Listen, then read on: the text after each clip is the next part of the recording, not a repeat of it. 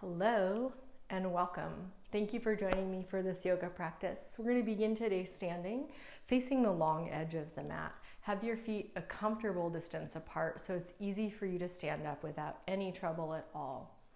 Once you get there, if you're feeling safe and stable, just close your eyes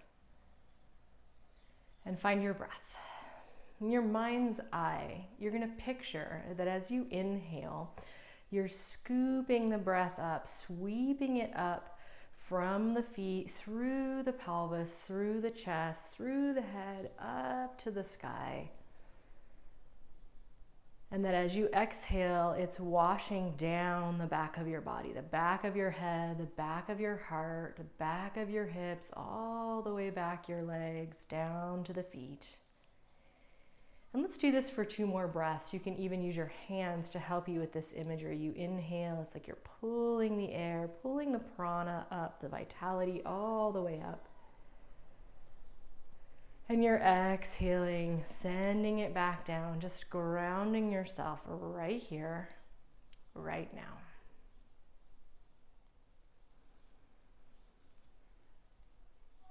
And as you finish that last breath, if you do have your eyes closed, just begin to softly blink them open until you're back seeing where you are in the here and now.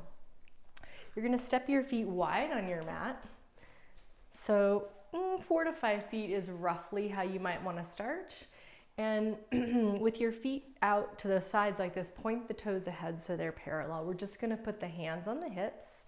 And all we're going to do from here is we're going to bend one knee, straighten the leg, and bend the other knee. So right now, we're just keeping the feet parallel, and you'll notice that as you do this action of bending one knee forward, roughly forward, you might feel a little stretch on your outer ankles or somewhere in the knee or the leg. We're going to just do this one more time. So bending one knee, and then the other, and then turn out the right leg. So those toes are going to point all the way out to point towards the short end of your mat. The left foot, you're going to turn in slightly pigeon-toed.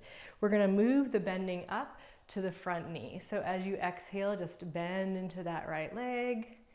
Inhale, straighten the leg. Couple more times. See if you can keep the column of your spine really upright as you move. And remembering that exhale, it's this washing down action. Then inhale, straighten. Exhale, bend. Pause. Now we'll move the arms. So we're going to inhale the arms up, however high you feel like reaching today. Just feeling out your shoulder lift, that extension in the shoulders. Exhale, release. Inhale, lift. Exhale, arms down. Last one. Let's bring this visual of the breath in. Inhale, drawing it up, even above the crown, like you're holding a ball of light above your head. And then exhale and pushing that energy out and down all around you to the earth. Just leave your hands down, maybe put them on your hips, straighten your right leg, and then turn that foot parallel. We'll go right into the other side, so just shift so that the left toes turn out, the right one turns slightly in. Pause long enough to just ground yourself and to stay present in this moment. And when you're ready, exhale, bend, left knee, inhale, straighten. Try not to let the torso wobble around too much, just work that front leg. So 3 of those. You should be on your last one now, not rushing at all. And then we're going to go in again. We're going to exhale as we bend. That's a descending movement, the exhale. So we're just lining up with nature when we breathe like that. And then inhale, you're going to lift the arms however high you can. We're going to stay in the warrior 2 legs, and we're going to exhale, release the arms. So this is something we do a lot in yoga. We try to line up with the natural currents that are happening, natural way things are. So exhale is descending, the arms come down. The inhale is a rising and lift in the chest and expansion. So we're just matching nature, taking the arms up on the in-breath, reaching them back down on the exhale. And we're going to straighten that left leg. Turn feet back to parallel again, and then just pause there. See if you can listen into your environment. So this is one way that we can begin to attune to what's happening around us and to try to line up in a way that's harmonious with where we are. Now I have the door open today, so you may hear cars. There's a loud truck that's probably going to come by in a minute. So no worries. Keep your hands on your hips, hinge forward at the hips, reach the chest down, and perhaps takes the hands to the ground. Now, if it's hard for you to reach the ground, you could put your hands on a coffee table, 2 blocks, a chair, whatever you want. And we're going to keep the head and chest just a little bit lifted. So maybe straight arms or something to support you in that way. And we're going to come back to the movement that we did at the beginning. So you're just going to bend one knee. The hips will shift over that foot a little bit more. They won't go all the way over it, but in that direction. And then you're going to straighten that leg. Hips will be in the middle. And then you're going to go the other way. So we might be attuning or listening and aligning to the outer environment, right? And we might also be listening to what's happening in the inner environment. Where is that range of motion for you where you're getting a stretch on the inner thigh of the straight leg, but you're not hurting the bent knee or ankle? And don't be afraid to push into that edge a little bit and just explore where your body can go without forcing. And then experiment as you go one more time each way with lifting the toes on the straight leg and the heel maybe on the bent leg. So it's something like a squat. You might have to take the heel up on that the side you're sitting towards. The straight leg toes are to the sky. Your body may or may not be able to squat that deeply. Just go where you can, listening, attuning to your own rhythms, your own body. And then we'll go the other way and hold there for a moment. So as you bend into that leg, because your heel, Achilles may not be able to stay down, you might get cracking in your knee like I do, you might have to lift the heel up there. On the straight leg, the toes come off the ground and they roll up toward the sky. So you'll get a stretch on the inner leg, perhaps on the foot of the bent leg, just wherever you get it.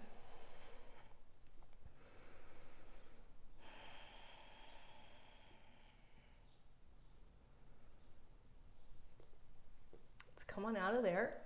Go back to your straight leg position with both legs straight and your feet parallel. And then this time, bend your elbows. Let the head release down. Give a little softness in your knees so you're not jamming them backwards. And think instead, to get the legs straight, that you push the feet down into the floor, as if the legs are growing longer versus the knees going backwards.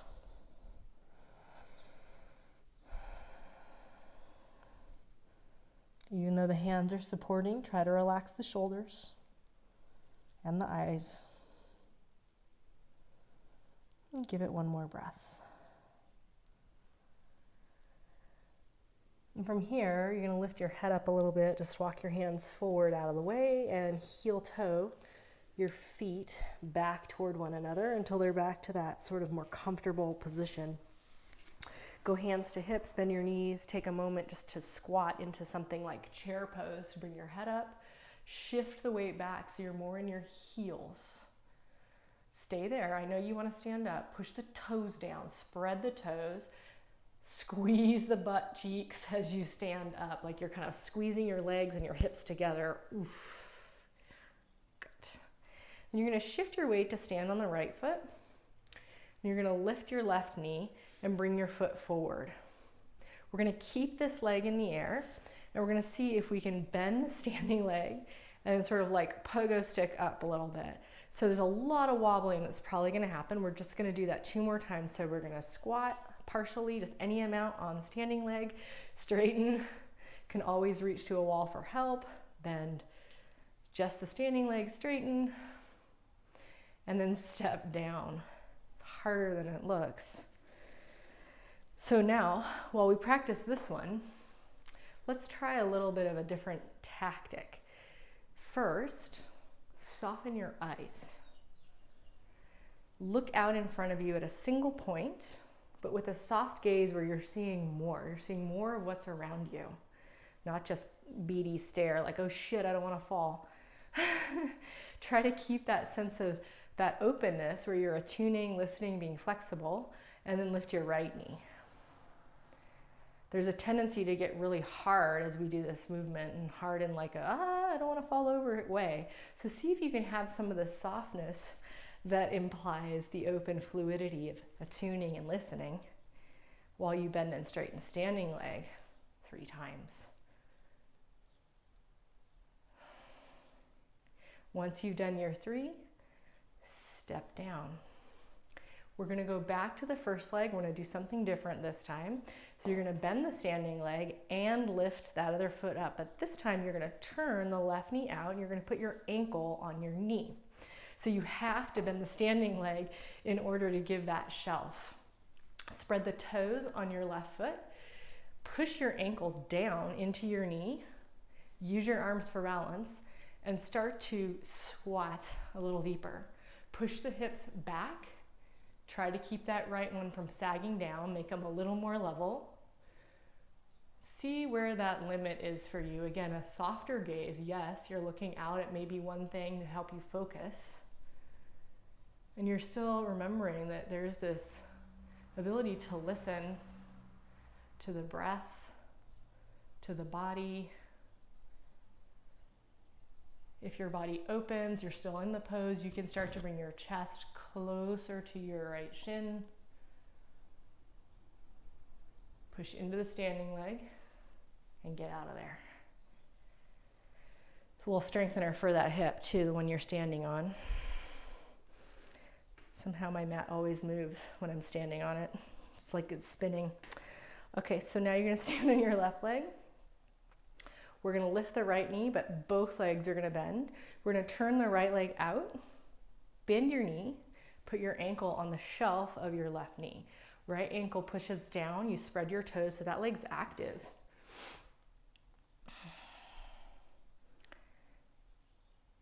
And then you start to squat down. So the standing leg is squatting, hips are going back in space, and you're trying to keep the left one level with the right one. So it'll feel like you have to pick the right one up, pick the right hip up to be level with the left one. Spine is long, so it's not rounding, it's lengthening. But the chest might start to get closer to the shin. So this is, we often do this lying down, right? It's like figure 4 or thread the needle stretch where we pick up a leg. It's way harder here. Good job, stand up. Put that foot down. We're gonna turn toward the short edge of the mat. Step the feet maybe a little bit closer together, hip width, a few inches, something like that. Pause long enough to just feel that exhale washing through you, and maybe to hear the sounds of the wind or birds. And then the inhale, we're gonna turn the shoulders back, lift the chest, lift the arms, inhale. And we're just pausing, we're just waiting to align with nature, waiting to align with the breath so that when the exhale comes, that's when we fold forward. This time we're just gonna hang the spine like we did with the legs wide, but with the legs closer together.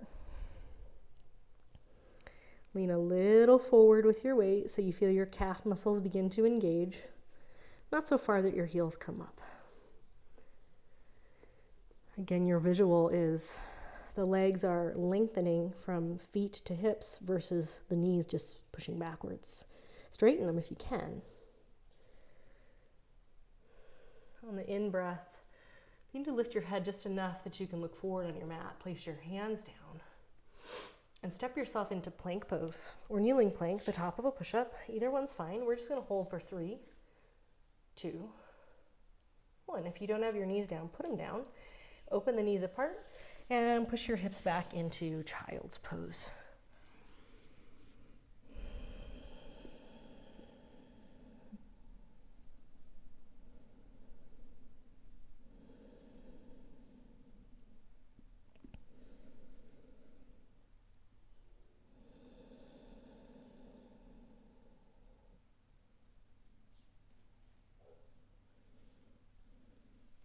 When you've caught your breath, you're gonna sit up just long enough that you can move forward to lie down in Sphinx pose.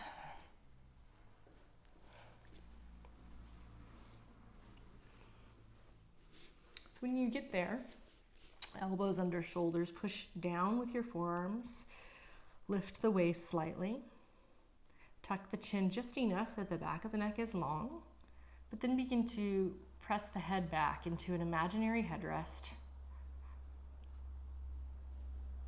so that you're increasing that extension of the spine, a little bit of back bend. A slight squeeze in the glutes to push the pubic bone down so that the belly engages and the butt's a little bit active. And then hold that, and let's play with a little bit of movement in the head. So rotate your head to the right. Keep the right side of your neck long. Try not to let your ear dip toward your shoulder. Go through center.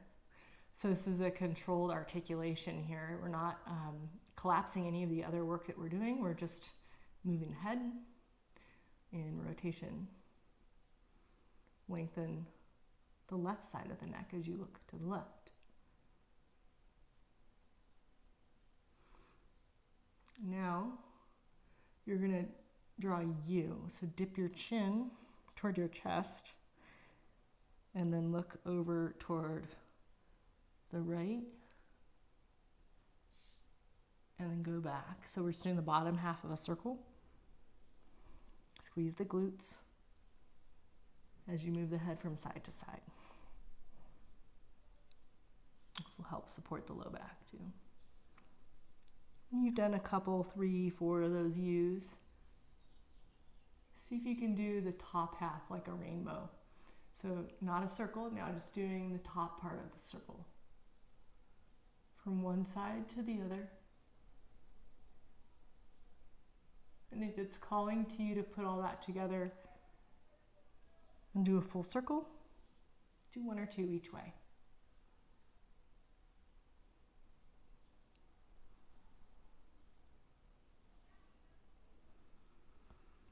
And then when you finish that,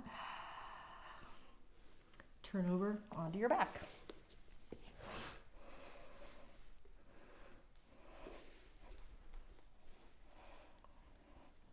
Now, when you arrive on your back, see if you can position yourself in a way that is restful, where you can just settle for a moment without having to hold on or grip anywhere.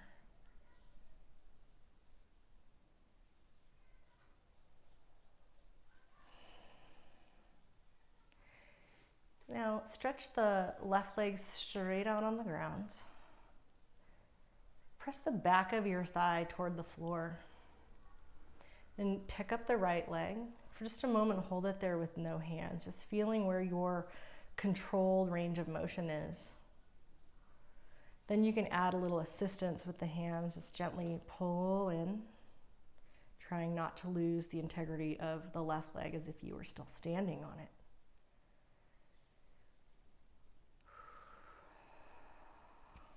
Let's twist this bent leg across the body to the left. And as you do that, turn onto the outer edge of your left foot and leg. So your right hip is stacked above the left. You're gonna open the right arm out behind you. If this bugs your shoulder or any part of your right arm, you have a couple options. One would be to take your arm alongside your ear, so you're reaching what would be overhead if you were standing. or you could just put your fingers on your chest or shoulder area.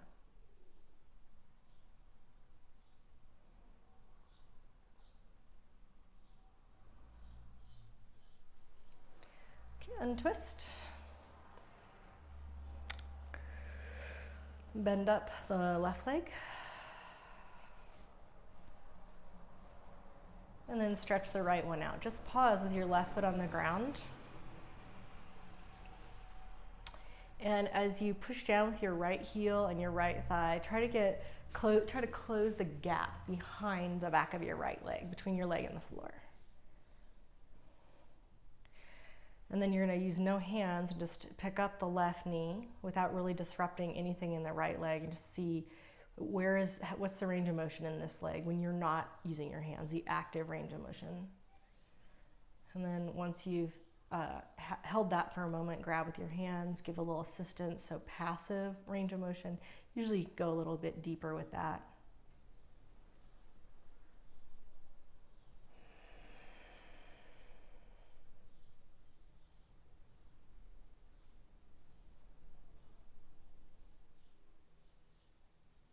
And now twist knee to the right, turning onto the outer edge of your right leg.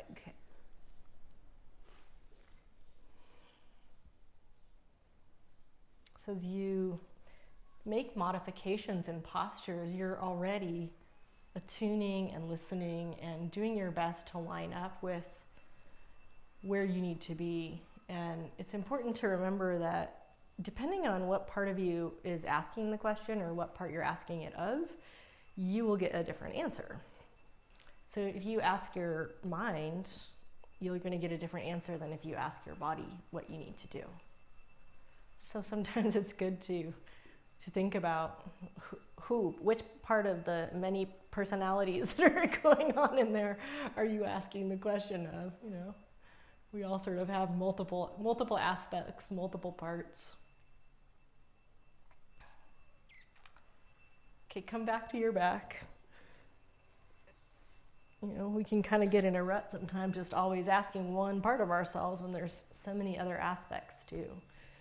Okay, so go ahead and bring both knees into your hands. Give yourself a little squeeze. You know, we're often capable of doing more than we think. Just, you know, if you ask your mind will be like, yeah, I think I want to give up. And your body's like, I think I can do more. Or maybe vice versa. So give a little squeeze, pull the knees in, rock a little weight toward the low back so that it's getting a little pressure from the floor. You can move the knees from side to side or circle them just to help unwind anything that might be stressed out or tense there.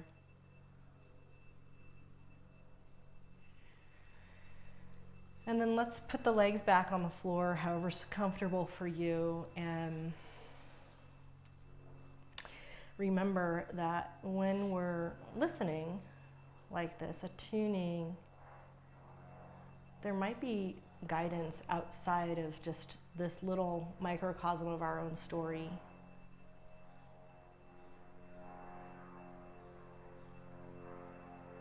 It's funny, so right now there's a bunch of noise outside. You might be able to hear that. There's a loud airplane. Somebody sounds like they're doing yard work. And this is a great practice, right? So a lot of times it's hard to listen through the noise. There's a lot of chatter in the head. There's a lot of opinions about what others might think we should do. So where's this point of attunement where you can listen to your own guides, your own wisdom, to cut through the noise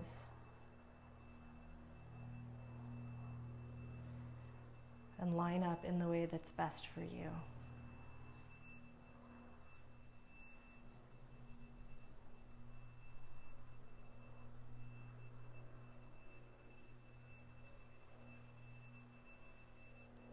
One of the practices that I do when it's actually physically noisy out, like it is right now outside my house, is to try to listen for the quiet, this like field of silence that's underneath the sounds. So you can always try that too.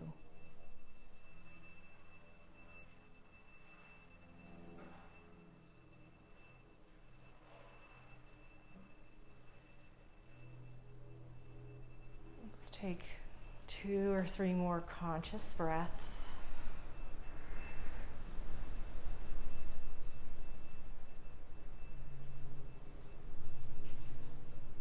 And just start to move and reawaken in whatever way feels right to you.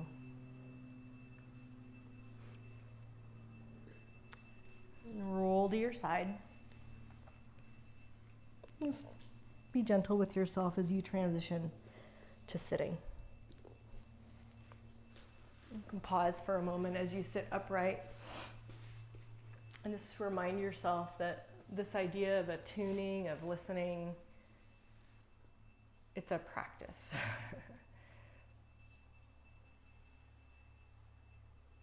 So thank you for being here with me today, for practicing together, and for continuing in this evolution of listening and paying attention to the world around you, to yourself, and to others.